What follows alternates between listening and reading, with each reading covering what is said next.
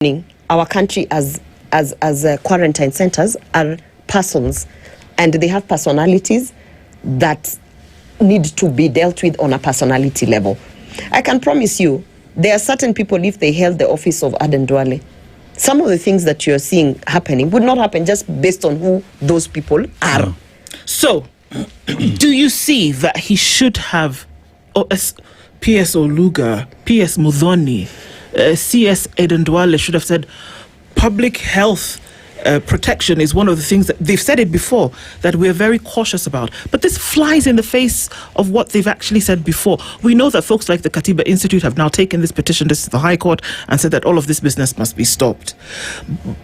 You know what? We're trying to make this. Is it? So are we saying that this thing? The problem is commercial in nature. Yeah, it is commercial. The problem that some of the people you've mentioned there are they're technocrats, hardworking Kenyans. But they have to follow orders from above. Yeah, that's something I wasn't able to do. That's why I was kicked out. Most of the people you've mentioned, by following orders from above means that they have to be negligent. They have to set their beliefs, their professional thinking, everything aside, and just follow what the president or the appointing authority says. It flies in the face of logic. Yeah. And the unfortunate thing is, in fact, this is what I want Kenyans to demand. If they are going to go ahead and set up those quarantine centers for the US because they are making money out of it, we want to demand the same way that the cabinet secretaries fly and land on the site with their choppers. We want to demand that the cabinet secretary for health, complete with the whole leadership that is appending their signature to this kind of arrangement, we want to demand that they move their offices to the quarantine centers. Work from there. Let them work from the quarantine centers. Yeah.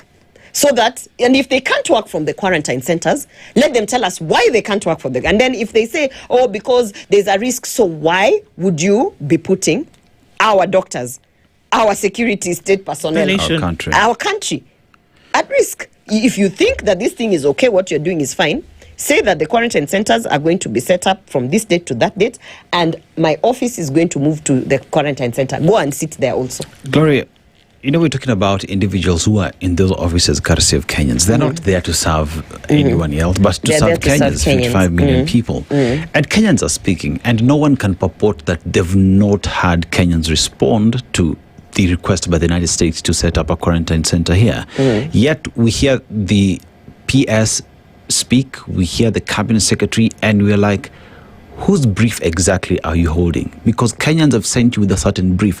Tell the Americans holding the president's brief.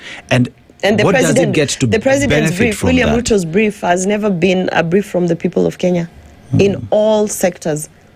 He never speaks for the people of Kenya because Kenyans have been very clear. Walk outside and ask a Kenyan, would you like a quarantine zone set up in Kenya? From whichever cadre.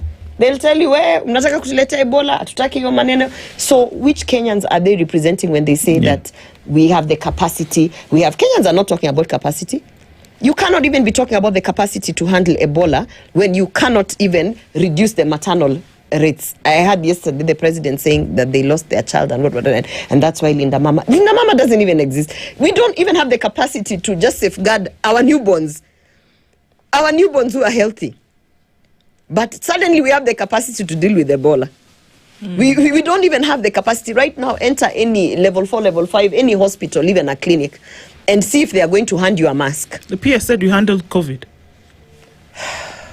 Amma? Let me tell you, I don't like being the person that calls it out. But until this thing comes home, until you have lost a child in a fire, until you have dealt with something personally and asked yourself, why am I dealing with this thing? Then you draw it back to the leadership.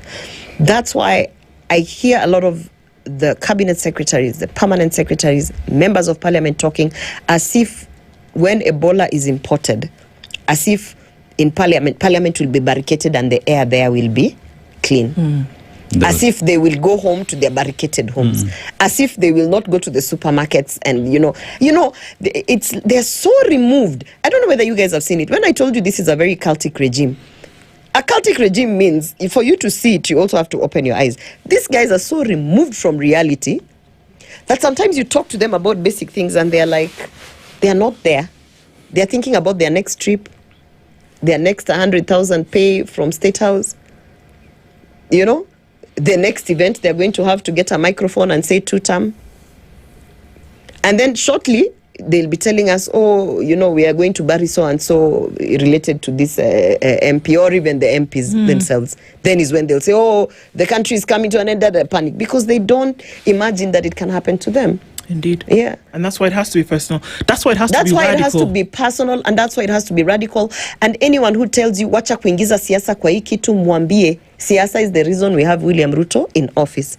Then is the reason we have his cabinet secretaries. Then is the reason his cabinet secretaries are giving orders from above to institutions to water down the institutions. By the time umesimama kwa bus stop, na umegongwa na gari. It's politics. It is politics.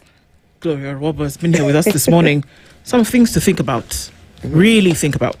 Asante sana. Thank you.